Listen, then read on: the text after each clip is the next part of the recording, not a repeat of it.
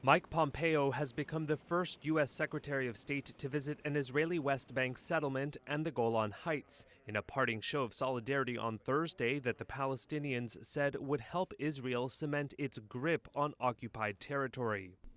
Pompeo first met with Prime Minister Benjamin Netanyahu in Jerusalem on what could be his last official tour of the Middle East in the final months of the Trump administration.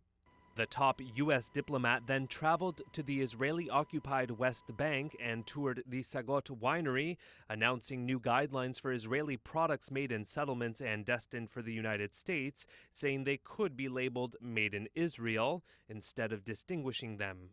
Pompeo, an evangelical Christian, also broke with decades of U.S. policy by saying the United States no longer viewed Israel's settlements in the West Bank as inconsistent with international law.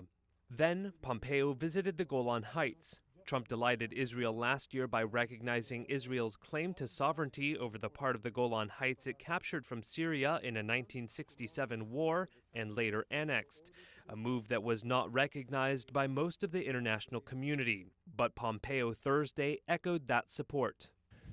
This is a part of Israel, a central part of Israel. Syria quickly condemned the visit as provocative, while a spokesman for Palestinian President Mahmoud Abbas said that by visiting the settlements, Pompeo was actively participating in the occupation. Top U.S. officials had previously stayed away from the settlements, which are built on land the Palestinians want for a future state.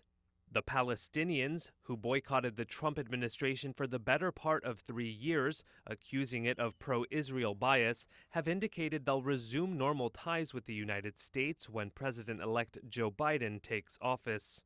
But it is unclear how many of Trump's decisions, which also included moving the U.S. embassy to Jerusalem, a Biden administration would reverse.